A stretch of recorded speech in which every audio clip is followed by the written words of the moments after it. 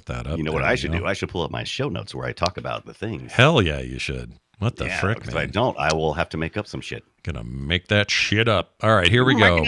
Here comes the show in 3, 2, 1. It's the Star Wars X-Wing Aces target game. Instruments check. Attack! Attack! TIE fighters, get 'em, Luke! Nice going, Donnie! Good shot, kid! You got 'em! Good score, kid! Time's running out! The force, Luke! Use the force! I'm an ace! Don't get cocky, Ace. It's my turn! The Star Wars X-Wing Aces target game. New from Kenner's Star Wars collection. There's no X-Wing commercial. Was, There's no X-Wing What the hell was that? That was like this Tommy gun.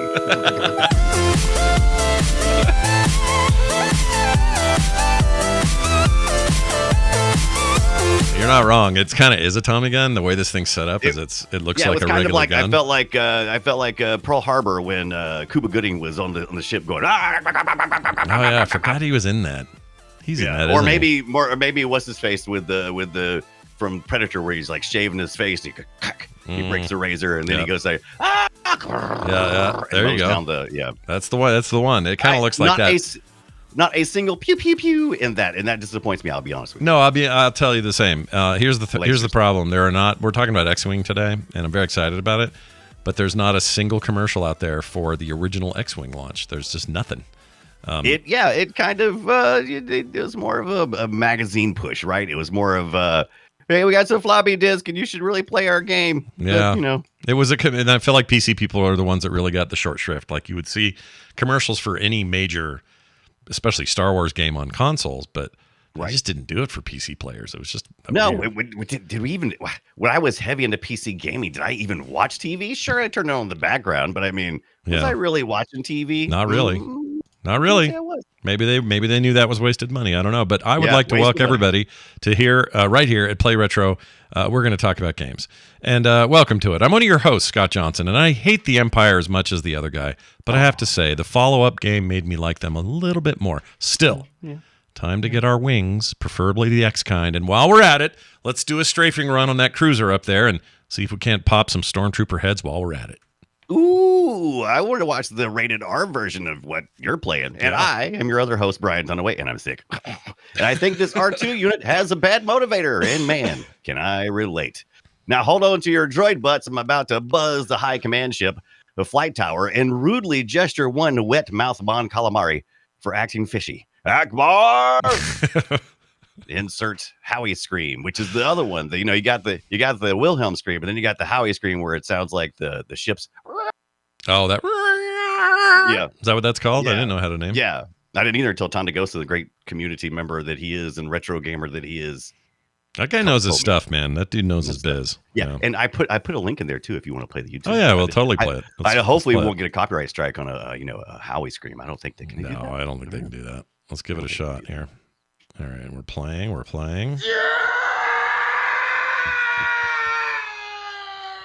That's the original? Yeah, that's the original. Before they got it all sounded like a ship. How do you suppose a ship would sound in space? It would sound a little like that. Weird. All right, well, there you have it. We're going to talk about that in a second. Before we do, though, a couple of quick things. You got to hear this interview. So it's Christmas time. We got just a few days till Christmas, right? Hope you're all getting your retro crap for Christmas. It's all under the tree, wrapped and ready to go. You're going to get your new Ambernicks or whatever you're going to do. Got your eggnog and you're drinking it and you're going, it's good. It's good. Right? It's good. I like some eggnog. It's good. So here's what I found. I found a little brief interview with a girl in the year that the original Super Nintendo launched here in the U.S. All right, so that holiday season. And I just 80. What was that? 82? 80. No, it's later than that. SNES would have been. SNES. I thought it said NES. I apologize. No. It'd be like 90. Whoa, shit! Don't play that. My ears are stopped up. Is it 90? Wouldn't be 90. It would be close to 90s because we saw the PlayStation 1, which went up against the N64 around 95. So it's got to be somewhere between 85 and 95. So like you said, well, whatever it was, when we got it here, this girl was very excited. She also kind of knew her stuff. and then kind of doesn't know her stuff, but it doesn't matter. I have nostalgia for this clip, even though I don't know who this person is. It looked like they were in a GameStop of some sort, maybe Software Etc. back then, or Babbage's, who knows.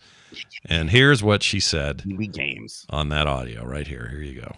Where is it? There it is. I want Super Nintendo for Christmas.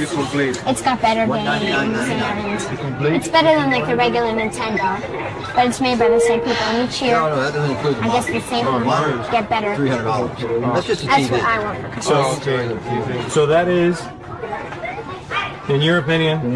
My opinion is that that's what most kids would want.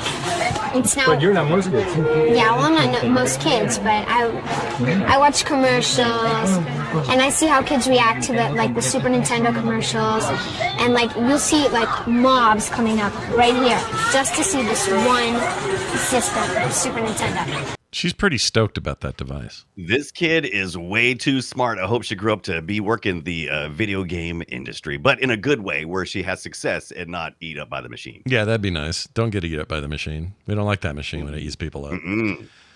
Yeah, I'd love to know where she is today. I just love the excitement in her voice, and I remember feeling that way about, oh my gosh, any console, any year up to a certain point. Like the feelings I had for when I got my Genesis. That was a big deal for me that year. A big deal. Interesting. The one I remember for some reason the most is trying to win an Xbox original at Taco Bell. Did you do that? How'd that go for you? Did you do it? Did you win? Of course I did. Of course I didn't win, but we ate so much Taco Bell that summer. I want to make a special, a Netflix special on, our summer of Xbox, because it was, man, that was my life. I'd forgotten I'd forgotten they had a deal with Taco Bell for in the launch of that thing. I thought it was. And we McDonald's. were still Yokiro Taco Bell in at this point. We still had a little Chihuahua. Mm-hmm. Yeah, we had to run for the border, all that stuff. Yeah, you had to after you had the mild sauce. Ooh. And the Mexican pizza. Bring that back again. It's gone again. Right. At least here. I don't know if it's gone everywhere. It feels very, but I think you're right. I kind of am nostalgic for the excitement of a new console, because we didn't really get to have a lot of fun with this most recent releases like the series and the PlayStation 5, because there was such scarcity. There was no fun to be had. It was scarcity. I want one. Plus, it was launching during the pandemic, during the worst part of it. Yes. And it was just like, I don't know. It'll forever be marred that way. Wind. Yeah, it took the wind out of the sail, man, and it's like, bummer.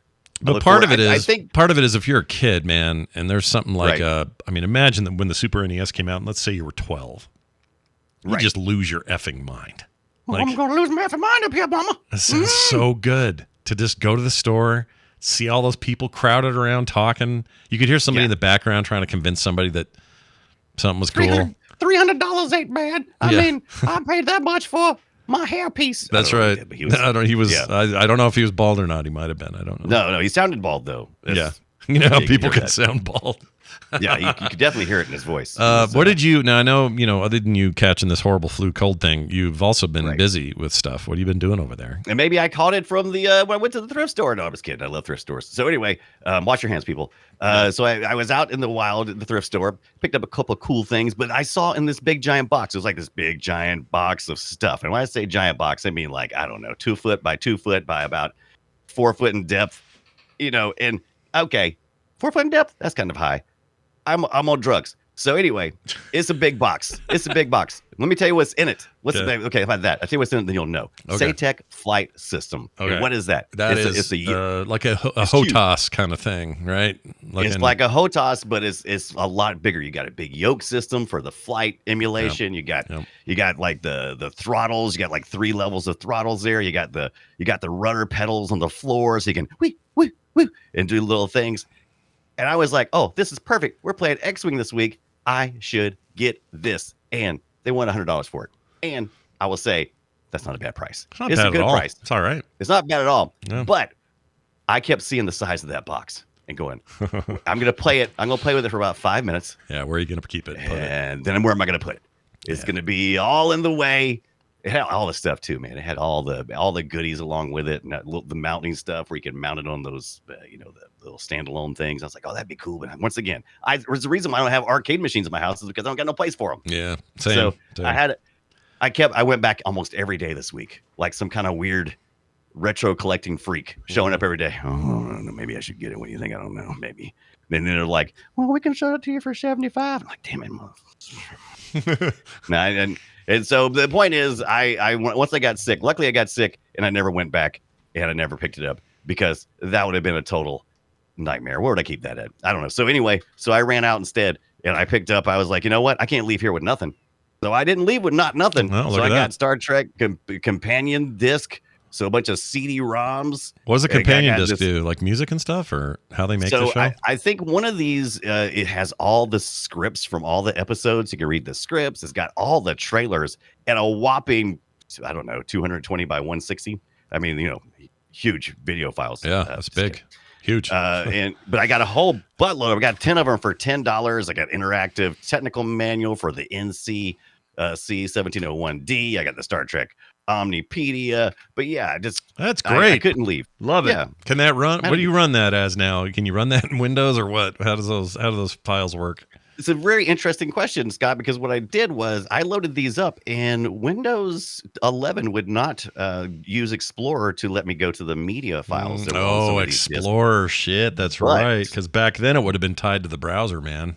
Right. So what I was able to do, though, is I was able to use Image Burn, and I was able to create a ISO file, and then I can mount that, and then it would show me all the files. And so that's what I did.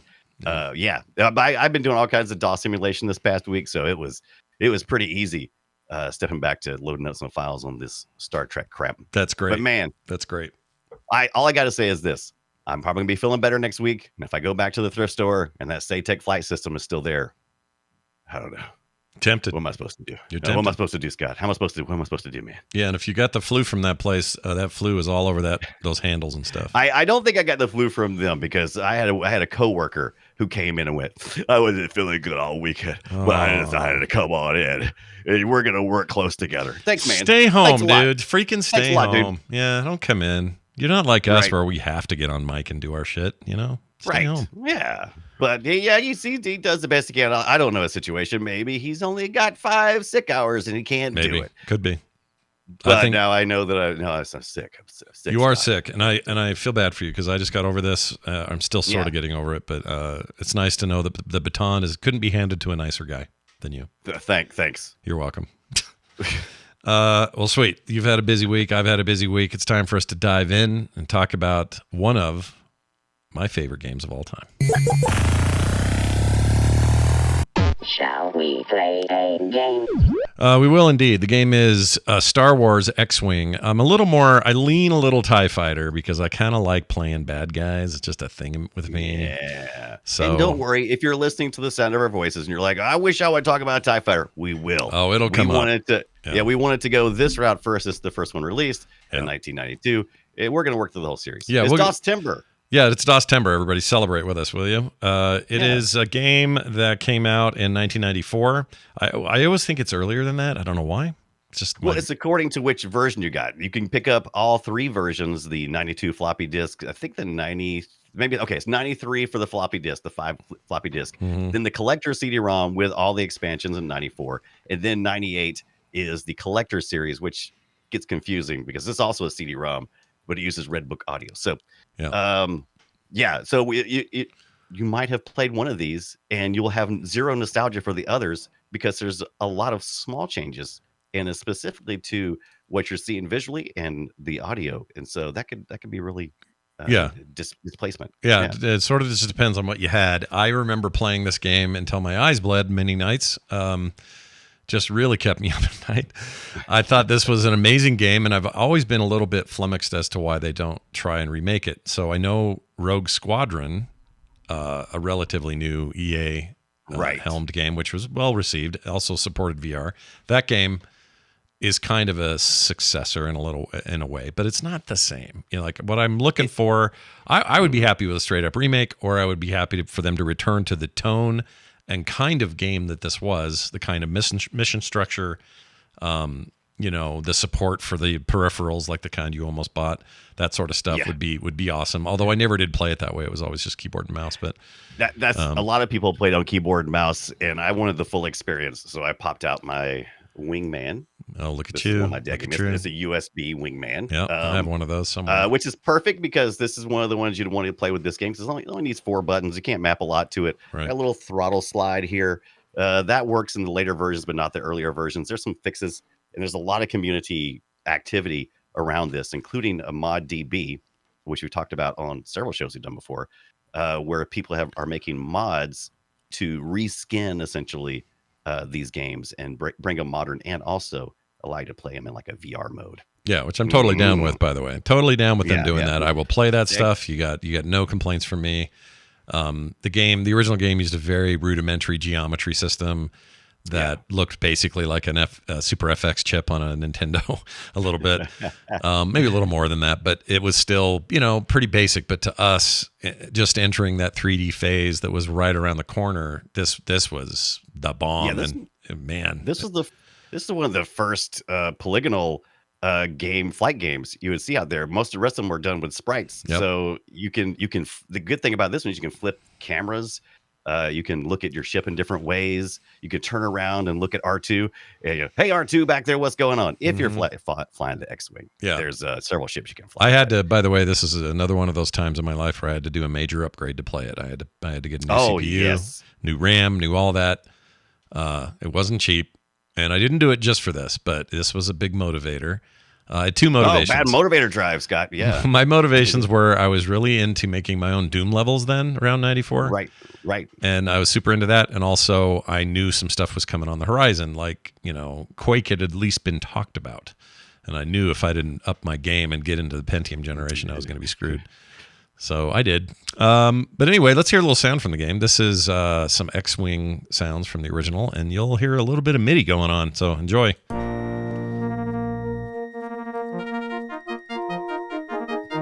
Wow.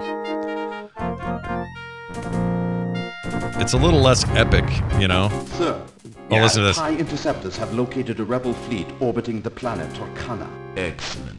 Prepare the attack. What I love about that era is the voices are all crusty and shitty. I love it. Yeah. This was so. Is this the one from the floppy disk, or did you look? Is this the I believe this version? is from the floppy disk version. I believe. Okay. So, and that's the one I played. So the CD version, I don't even know if I ever did play it, but it had better audio. It had cleaner, less crunchy voice samples, that kind of stuff, as you mentioned. And they used the iMuse system, which I was not familiar with, but I did a real deep dive on that. That's basically LucasArts doing sound cues. So like if you're in an area and you're playing the game and suddenly a bad guy enters, like let's say Darth Vader, you could have a musical cue that would give you that. So it takes it to the next level of immersion. They got rid of that in the Collector's series in '98, and they used Red Book audio, and they did John Williams' original score and that kind of stuff. So they just did CD audio instead. Sure. I personally, I love. I don't know why that's playing. Sorry. I love the MIDI stuff, and I didn't realize what a rabbit hole or whatever kind of hole I dug myself into, because there is a Roland MT32, which is something I always see when I'm installing these old DOS games. And apparently, the developer could include this really high quality version of MIDI, like uncompressed. So the original sound fonts essentially that you could use to play all the compositions of the thing. And man, it sounds so much better. No one would have nostalgia for it except for people who worked on the game. Do you miss the MIDI days? Do you like that stuff when you hear that? Oh, I do, because I've got a Launchpad Pro, and I like messing around with MIDI devices. It's a lot of fun. MIDI can be pretty powerful, but most of the times we think about MIDI is we think into the Doom theme when you start up Doom 1 or whatever. Man, if you want to hear something good, go out and check out the Doom Roland MT32 version of that stuff. Man, it's totally different. It's like, that's not what I heard at all. It sounds good. Yeah, that's the other thing is MIDI is still used by a lot of professionals for a lot of reasons. And it's not what you think. It's not this crappy Sound Blaster Pro crap. No, it's but that's what we knew. As gamers, we were introduced to the concept of MIDI, I think, through that sort of stuff. It's a pretty cool game. It's set in obviously the Star Wars universe and is somewhat not based on, but it fits right in with the Timothy Zahn Thrawn trilogy that was very popular, even though that stuff is technically not canon anymore. A lot of people, not to Disney. Yeah, I mean they brought some of it back. They stuck Thrawn in what's the last one they just did? That show. Yeah. What's her name? I know what you're talking about. What's her name? What's her beak? With the thing. The thing, and she did the Star Wars stuff, and the lady from Clerks 2. I can't think of her name. But anyway, she that had a lot to do with the popularity. I think flight simulation was also a very big burgeoning thing. Yeah. And this Lawrence Holland guy, he had 3 games prior to this, or World War II air combat games. I think that went a long way to inform how this game was going to feel and perform, and all that. The first iterations were that using that engine that they were already working on. So this was not a group. This was like a group of contractors that had not formed a separate studio yet. And so when they were working on some of the first things, they were just like some random guys that already worked on some World War II stuff. And this is perfect for that because it's just World War II battles in space, right? I mean, it's just dogfighting in space. Right, that's all it is. I mean, some of the physics change, obviously, because you're in a 360 environment without gravity and without, when you do a barrel roll, it's a lot different. Matter of fact, when you're doing the maze runs, that's when you're starting out as a pilot. You go in there and you key in your name, and you go through the maze run, and you got to go through these checkpoints. And it's kind of a tutorial a little bit, right? Sort of. Yeah. It's to get you familiar with the gameplay, because the first level is like you're just flying through stuff, making sure you get there. And I was trying way too hard apparently when I first started, because I was like, oh, you got to get it right through the middle. No, all that stuff is holograms. As long as you get close enough, you get points for it. You get a check on that. So I was like, okay, so I did that. And then we get to level 2, you have to start shooting stuff. And then the level 3, you got to start adjusting your energy, lasers, and your shield. Something that we'll see a lot of in space sims going forward. So and this was also a breath of fresh air in the wake of something like, and we've even talked about it before. We did a whole show on the Wing Commander. Thank you. Yeah, and this is a gigantic leap forward as far as I'm concerned over that. And I remember at the time going, we're never going back. This is what you do from now on. This is the future, and we're in it. And so and kind of we were like, this is a lot of what you get out of certainly mission-based flight sims, space sims these days is this structure. This is the game. And I think that's great. It also marks LucasArts first fully published in-house thing, right?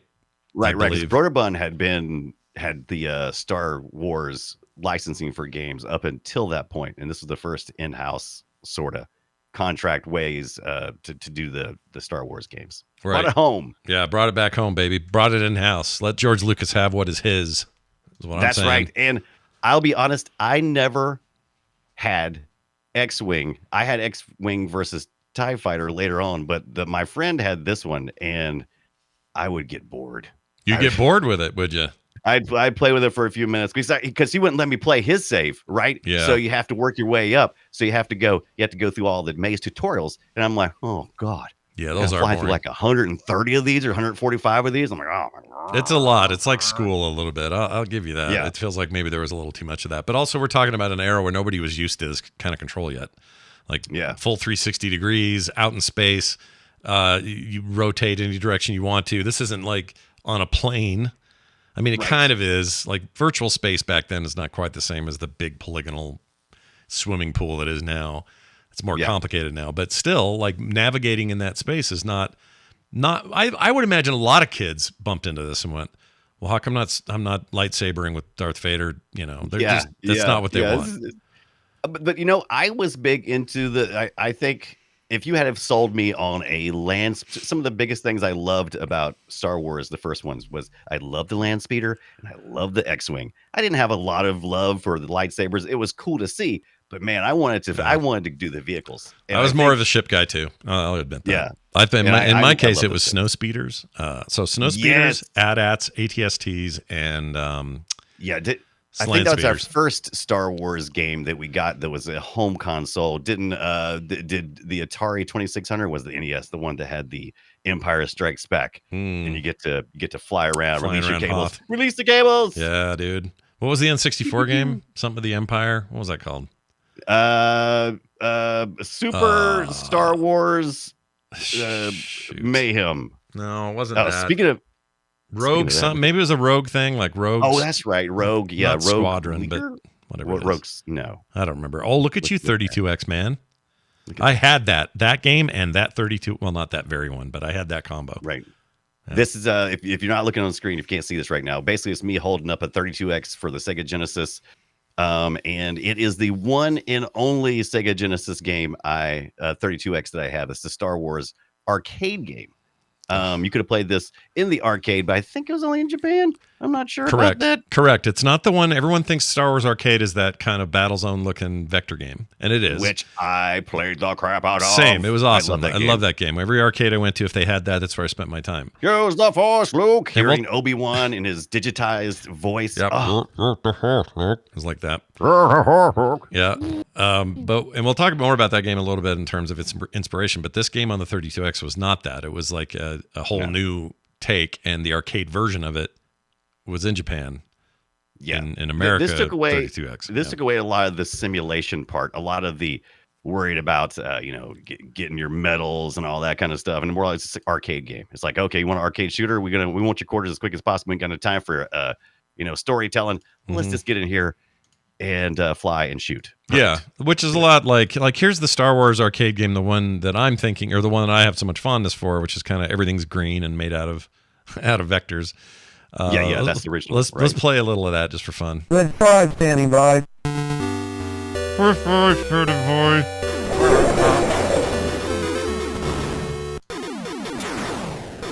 I mean, it's pretty. I will forever see those Starburst things coming out. Oh yeah, dude. Like it's got here, chat. You can see some video here. Let me start it.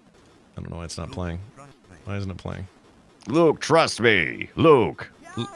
Yahoo! Yeah, apparently Yahoo is the best. Oh, you got to do the trench. You're doing the trench. Yeah, trench is great. Thing. Trench is great. Yeah. Kill the Star Destroyer. What else? You go on to do all sorts of Star Wars shit and say Yahoo at the end. By the way, the Yahoo at the end is like this. I'll play the whole thing. Yahoo! You're all clear, kid. Tens of Harrison Ford. You're all clear, kid. You're all clear, kid. Yahoo! Anyway, this game got more quarters out of me than just about anything of my youth. Pumped it into this game, and would have to wait in line a lot. I have to do a lot of up next stuff where I put a quarter on the edge of the thing. Yes. There was a sit-down model in my dad's arcade. That sit-down model was awesome. I loved the sit-down model. I love the yoke that they have for this thing too. Mm-hmm. There's a couple places online that you can order a modern remake of these and plug it in. Put it on your screw it down on your desk and pretend like you're back in the arcade. Yeah, baby. Pew, pew, pew. Yeah, it's very cool. This was a really cool game, and I would think that at least some measure. Let's see, what year was this? This came out in 83. It looks like 83. We're 11 years away from TIE Fighter, X-Wing. Right. But I have to think these devs were like us. They played the shit out of this and wanted to make a big blown out version of this, but with maybe more serious tone to it. So it's hard not to see the inspiration here or whatever. And Vector at the time, I remember thinking everything Vector was magic to me.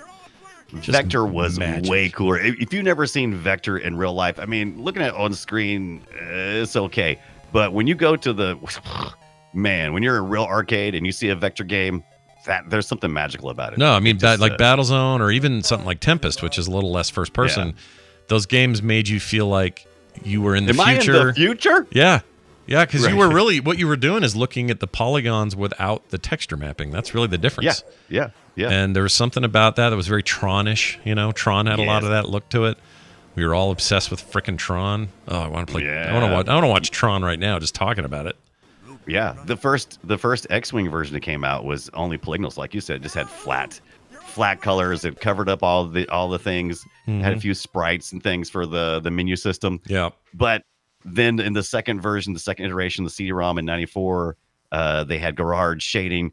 And I tried to understand that. I kept trying to understand all those terms, and I just couldn't. I couldn't quite grasp it. I was too deep into the MT32 roll-in stuff to get into that stuff. Yeah, so. And the I think the future of 3D was those seeds were planted with vector gaming. Yeah, and what we would end up with later was really it owes a lot of it to that. The only real problem I had with Vector is even as cool as it looked, it still had a really low frame rate and still does. It really does. Yeah. It's kind of like it's kind of cool because it flashes. The flashing of it kind of I don't know. It's very it brings you in. It makes you feel like you're in the future. Like I said, if anything's going to give you the seizure, it's one of these games. Right. That's what I wondered too. I'm like, what was the cycle rate on this? I mean, it feels like people should have been drooling in front of this thing, going, Did arcade? I know arcades had the whole like don't do drugs warnings. They had don't pirate warnings and all that. Did they ever have because every home game will have an not anti-seizure, but like a warning about possible seizures. I don't remember if arcade games were required to do that or not. Maybe they are. And that was based on what was that based on all the kids who went into seizures in Japan from some Pokemon. Well, I mean, it happens. Or something. Like I was having a Mario Kart, little Mario Kart competition party thing at my house once. Right. This is back when I was doing scout leadership stuff, and I had, I don't know, 10 kids, all ages 14 to 16 or something, in the house, and this one kid. It was his turn. He'd been waiting. He's been jonesing the whole night to play. And we're like, all right, hop in here, dude. And we were playing, what's the GameCube one? Double Dash? I think that's right. Oh, yeah. Double Dash. Double Dash is still maybe the best one they ever did. Anyway. Yeah. He sits down, starts playing, and I'm looking at him, and he suddenly stops steering, but he's staring at the TV. Yeah, staring. Yeah. And he starts to lean back like this, and I realize kind of something snapped in my head, and I go, oh, I know what this is.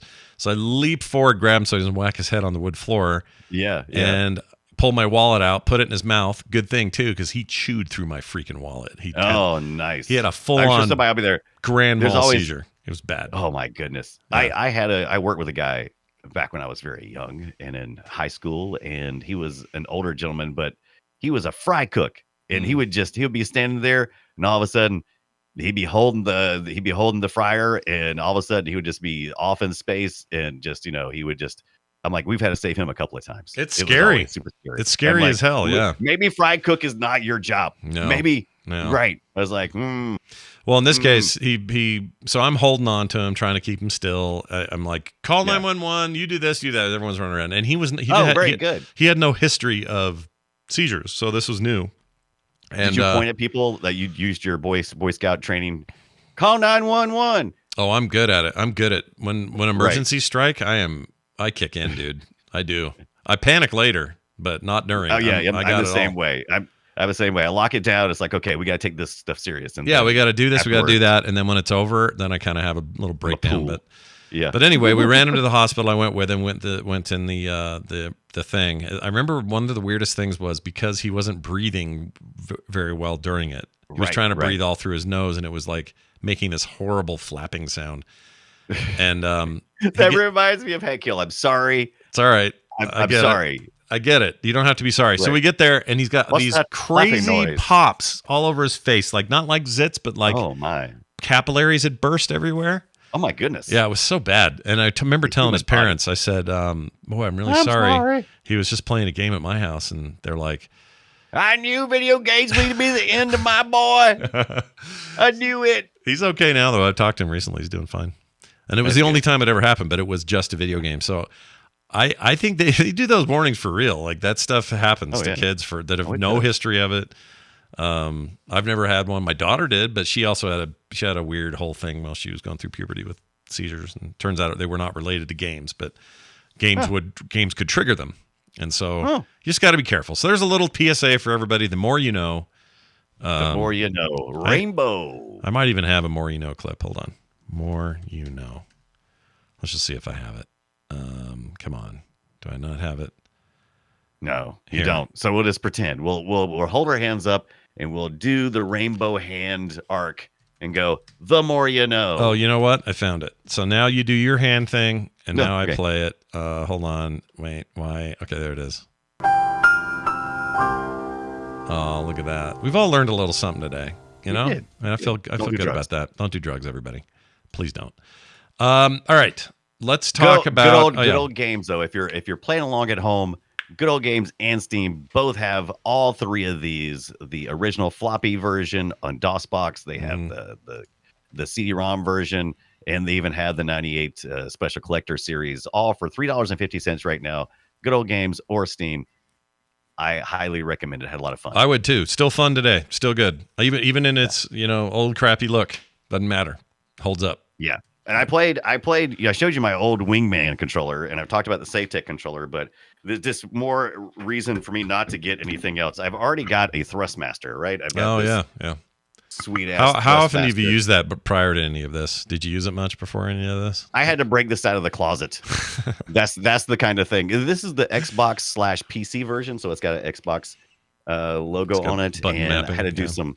Yeah, and there's a guy recently that was doing specifically for flight games, and he talked about how to set controllers up and everything. It's on YouTube. I'll have to find a link for it, but it was all good for the Mr.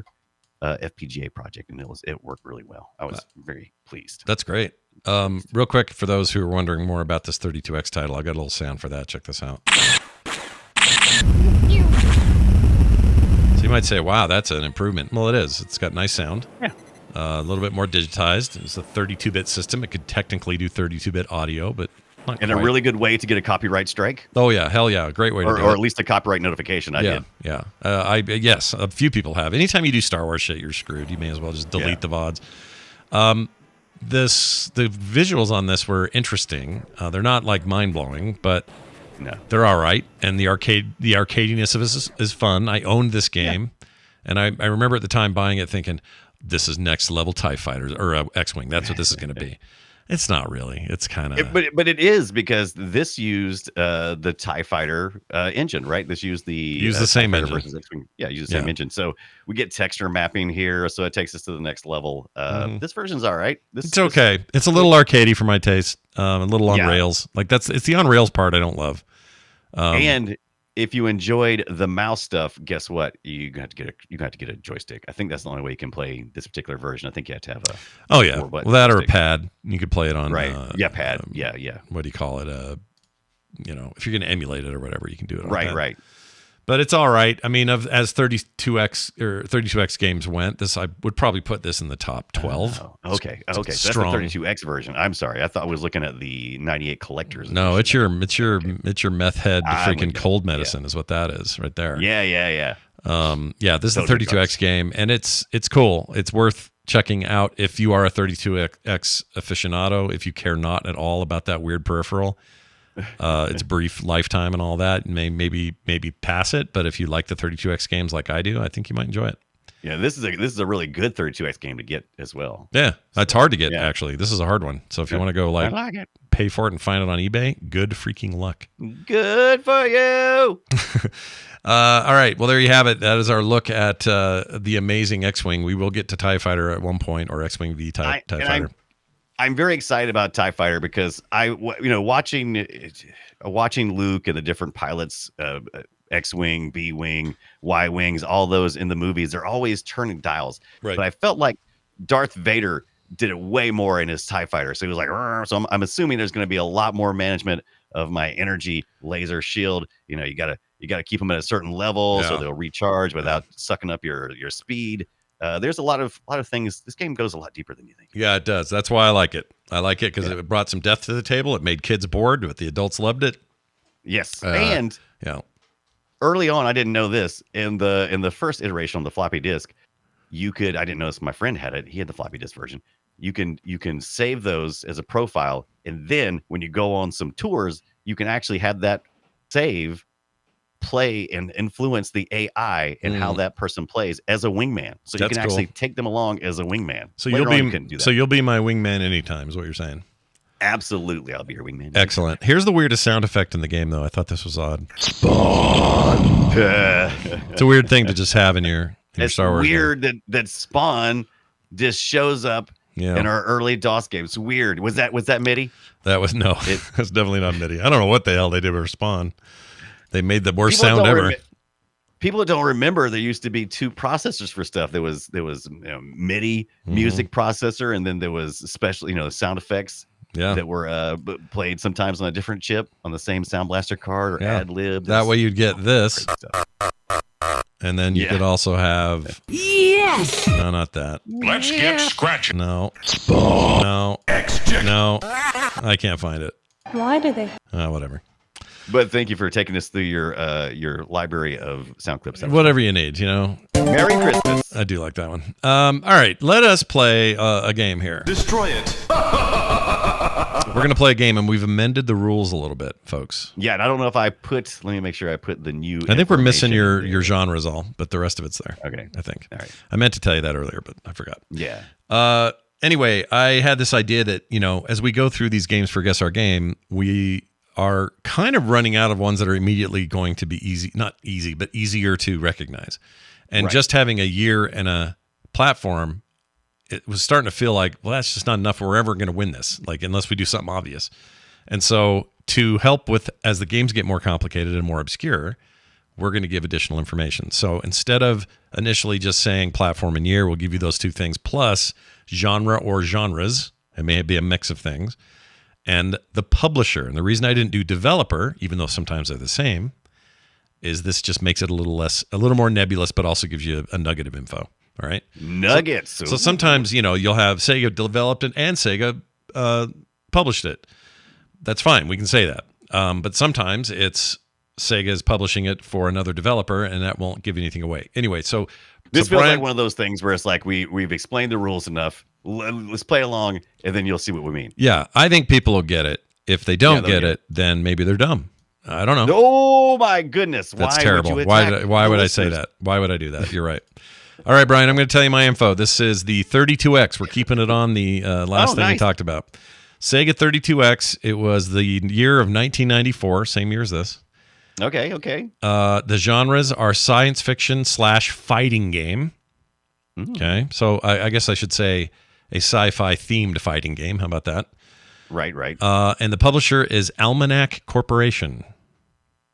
Almanac, I guess. Almanac Corporation. Almanac. Yep.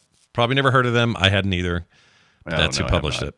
And you can still ask your 3 questions as we go, whatever those may be. But now none of those 3 need to worry about being genres or years or, a publisher or any of that. So you're good. Right. All right, here you go. Fighting sci-fi. Here's my clip.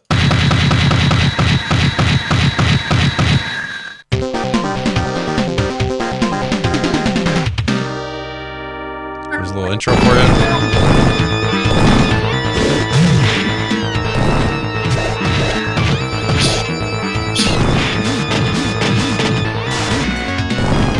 All right. Any questions, comments, thoughts?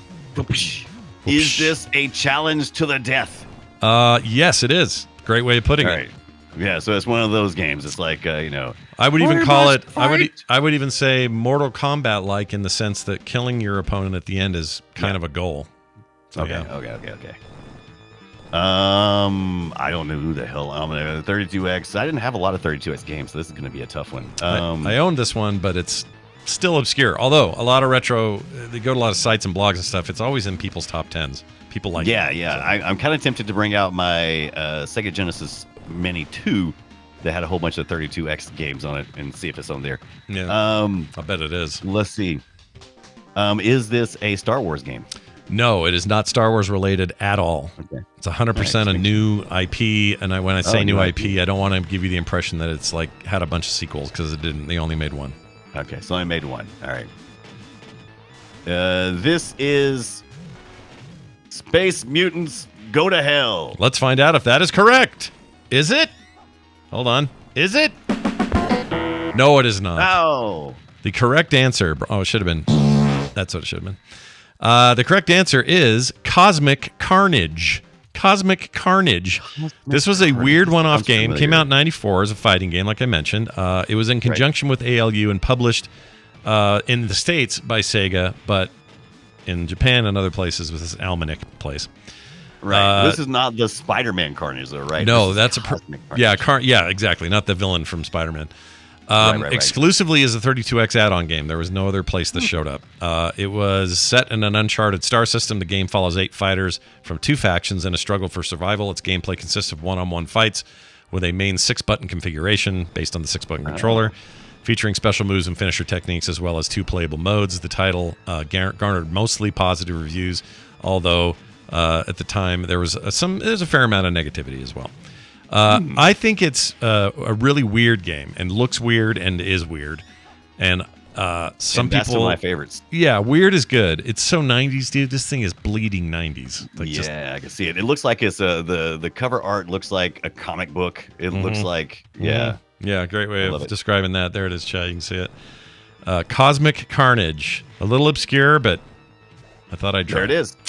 Brian, let's dive into yours. Tell me my information. What do I get? Mine's much easier. The platform is arcade. The year is 1982. The genre is space combat simulation. Whoa. And the publisher is Sega. Oh my gosh. Sega. Got a lot of Sega going on today. All right.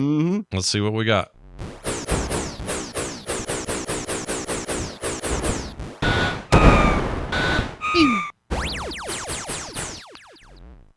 All right, I got a question. When you say simulation, was this down in your basement?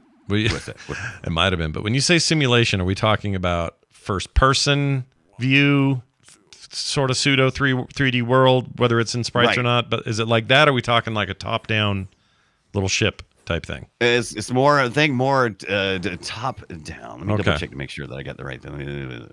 Let's make sure that I'm getting this right. No, I'm questioning my sanity. Did I mention that I'm on the verge of a fever? So let's see. If you're getting toward Fever Town, we're gonna lose. Yeah. We're gonna pull it out though. We're gonna pull this off. Yeah, we're gonna get it, guys. Dadgummit. Sounds really familiar to me. But almost read what it was called. It's a vector graphics. That's that. It is vector. It's a 3D first-person perspective. Oh, it is first-person. Both 2D display and a 3D first-person perspective. So it goes between the two. So not That's top, what I was trying to remember. but not top down though, right? No, not really. Entering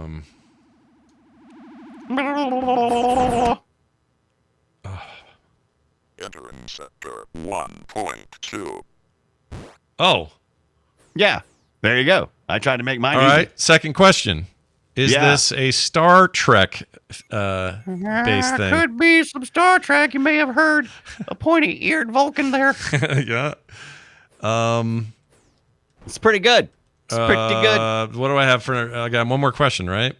I'm gonna just guess. What else would they've said back then? They didn't do a lot of colon names. I'll just say this is called Star Trek. That's it. It's a Star Trek Is that arcade it? game. Man. The arcade. That's it. Sweet. Look what I did. Wait, I got music for when I win. Nice, like Kirby. Nice. I don't know if I ever played. Let me look it up. I did play this a few times. Is it just called? It's just Star Trek then. It's just Star Trek arcade game. Oh, it has played a longer more of the name, but Star it's in tiny letters, and nobody ever knew it. It's called Star Trek Strategic Operations Simulator. Oh, no one calls it that. No. Can I see some gameplay? And how did it do? It was received about as well as the movie. From about so this was based on the first movie a little bit. That's cool. Sega Electronics, yeah. Oh, you know what? I remember seeing the Apple II version of this. It does not look as good as this arcade. No, it's okay. I played it. Yeah, it's okay. It's all right. What'd you play it on? How'd you get this done? I want to say I played this. Am I remembering incorrectly? I want to say I played it on the Commodore 64. I could be wrong. I could be playing a homebrew version. I'm not sure. But I think that's where I played. Well, look, you're sick. All right. Yeah. What do you want from me? What do you want from Brian when he's sick? What do you want from me? This is a lot like the Star Wars vector business. It is very much. Oh wow, look at this. And I think that's exactly what I said when I played it. Oh, you're right. There's a top-down aspect to it. Up top, there's like a star map thing. That's right. And then down below here, you're doing your bullshit. Yeah. Okay. Split screen. I kind of think this looks your cool. Klingon ship. Oh, this is so familiar to me now. Oh, this looks awesome. Yeah. I want to play this. Play it, man. And then you'll remember, oh, yeah, this sucks. Do the Vectrex have this? I don't know if the Vectrex has a good question. Let's take a look. It looks a little twitchy. Oh, it's definitely twitchy. Yeah, I don't know if the ship should control like that. Beep, beep, beep. Well, anyway, that's cool. I'm into it. This is the awesome play Star Trek. Play Star Trek. Nicely done. Now we turn our minds and hearts to this. Welcome to the treasure room. All right. The good news is you can send emails or calls or texts to us, and we'll do all three. Whatever you send us, we'll do. 801-471-0462 for those texts and calls. And if you'd rather email us, playretroshow@gmail.com. And in fact, today I'm going to read an email. This is from Josh, who I think just goes by Josh. Okay. Oh, hi, Josh. I didn't want to say Joshua or Right. Gersh. Gersh. Hi, I'm Gersh. Anyway, Josh says, hi, my name is Josh, and I listen to every Play Retro. Well, that's very nice to hear. Yeah. I was listening to the Alex Kidd episode. That was last week, and I used to play Dragon Power for the NES. I only realized I only realized it was a Dragon Ball game when I was an adult. That game was the worst. I probably spent too much of my childhood playing the only game available to me for the NES. I recently tried to play it again. It is totally unplayable. It looks like trash. I love it. I want to play. He says, thanks, and have a great day, says Josh. Now, here's the thing about this email that it prompted in my head. There are a lot of examples of this, especially for us as we're trying to dig deep into the past and talk about old games and experiences. Some of this stuff when you were 10, and partly because it's all you had, you would sit and play, I don't know, 2600 version of Combat. I would play for days and not stop. I thought it was the greatest thing I ever played. You go back now and you go, oh, this is hard and lame and kind of not good. It's what happened here. I thought this was a good game. Yeah. So do you have one like that where it just stands out as a game that doesn't hold up for you now? What is it? Oh, I don't know. For me, it's the original Mario Brothers. I can't play it. Yeah. I have trouble playing the original Doom with nothing, just vanilla Doom. Just straight Doom. Just straight Doom with no mouse looking, all that crap. Yeah, that's hard. I played a bunch of that recently, but I think I enjoyed it because it had mouse look mod stuff in it. Yeah. That's the only way I would play it. It has to be modded. The original flavor, no thanks. Yeah. I'm trying to think of another one that I would like an arcade game, like oh yeah, I know. I don't think I would like to play. Well, and you know what? That doesn't count because I've just played so much of it. Street Fighter 2, I played so much of it.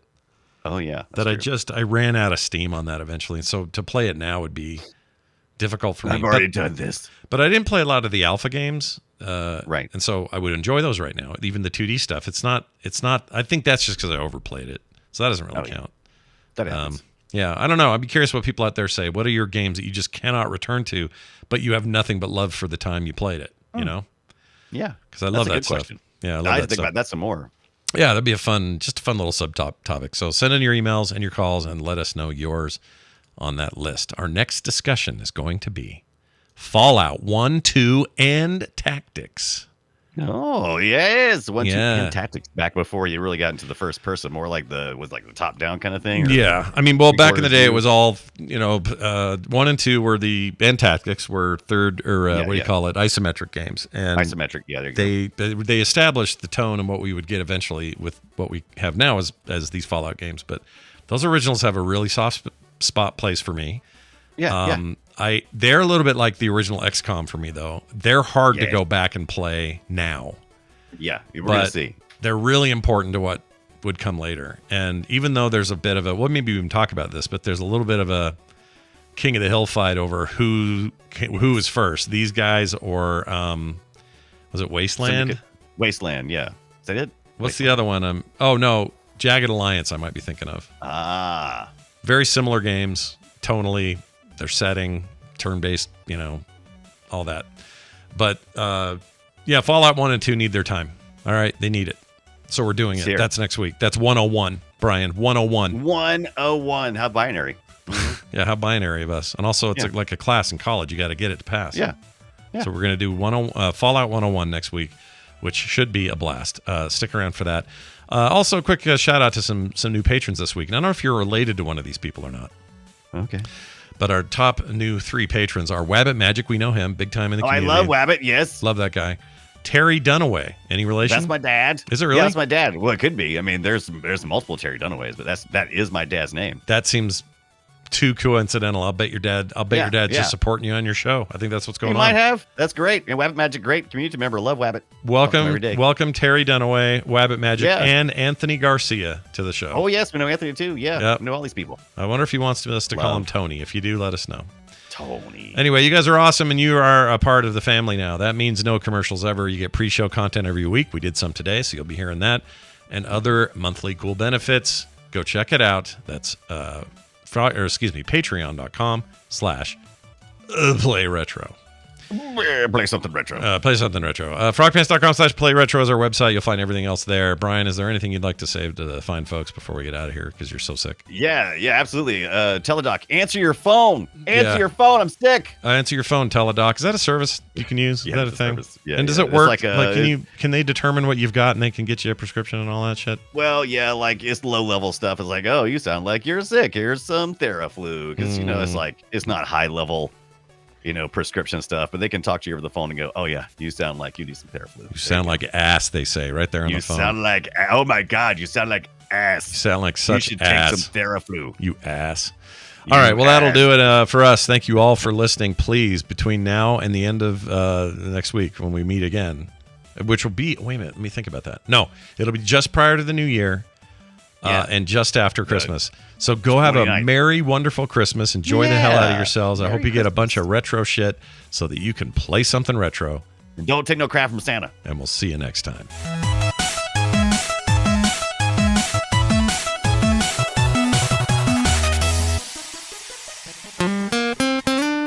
Get more at frogpants.com. Yahoo!